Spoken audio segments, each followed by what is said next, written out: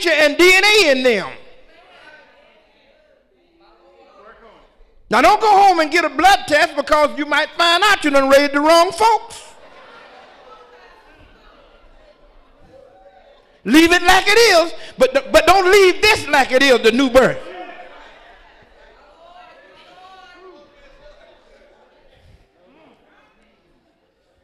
Because the truth is in there. It's in there. And since if I'm going to get in the kingdom of God, I must be born again, I want to know if this thing that I got is authentic. Would that make sense? Now let's look at the characteristics. Once you become born again, you have a new nature. Now I want to say this too. Just bringing this in that Apostle Paul brought in. John didn't bring this in. But when you start studying this whole thing, you get what all the writers have to say about it. Now when you become born again, you know what happened? You have a new nature. There's a spiritual nature in you. Now you lose this fleshly nature. This is what a lot of Christians can't understand. You don't lose the fleshly nature. You don't lose that until death.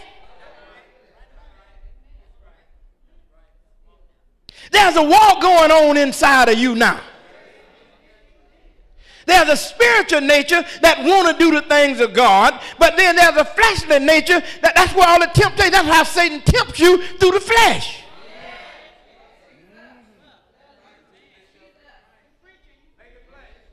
Do you understand what I'm saying?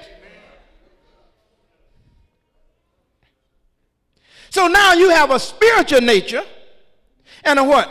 Fleshly nature. You know what that spiritual nature want to do? That spiritual nature in you want to live right. It want to do the right thing. It does not want to do anything wrong.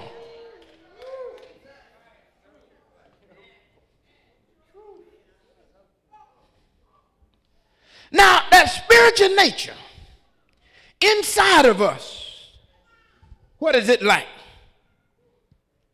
Listen, let's look at 1 John, the 2nd chapter.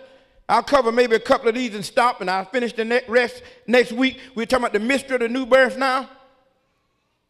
John said, and now, little children. He's looking at those that belong to God as children of God. He always addressed them as children of God. He never addressed them as devils and demons.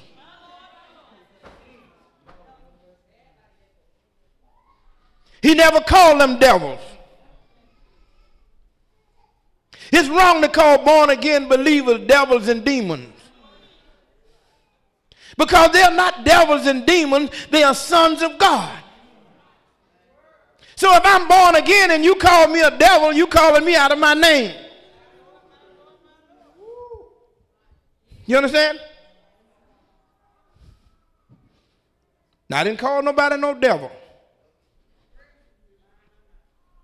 John look at them as little children. He talks about born again more than anybody in the whole Bible. You'll find the word born again more than anybody in the Bible, dealing with the books of John. Now notice, and now little children abide in him, that when he shall appear, we may have confidence and not be ashamed before him at his coming. There are a lot of people going to be ashamed at his coming. Now listen, if ye know that he is righteous, how many of you know God is righteous? Ye know that everyone that doeth righteous, you see, is, let's say is, born of God. Now that is becoming. That is becoming for a born-again believer to do the right thing. You want to live right. If you say you are born again and you don't want to live right, there's something wrong with what you got. Now, I didn't say you didn't make mistakes, but it's talking about you do it right. That's your lifestyle. You have a lifestyle of wanting to live right. You're striving to live right. You want to do it. And if you make a mistake or do wrong, you go to God. You hate it.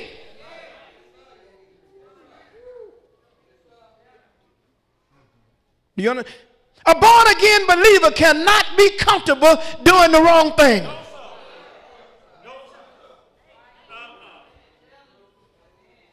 That's like taking a a lamb and putting him in a hog pen, he's very uncomfortable. He won't stay there and wallow. But if you take a hog, I don't care what, you can give him a bath, carry him to the clearest pond, and when he get to the first mud hole, he's getting in it because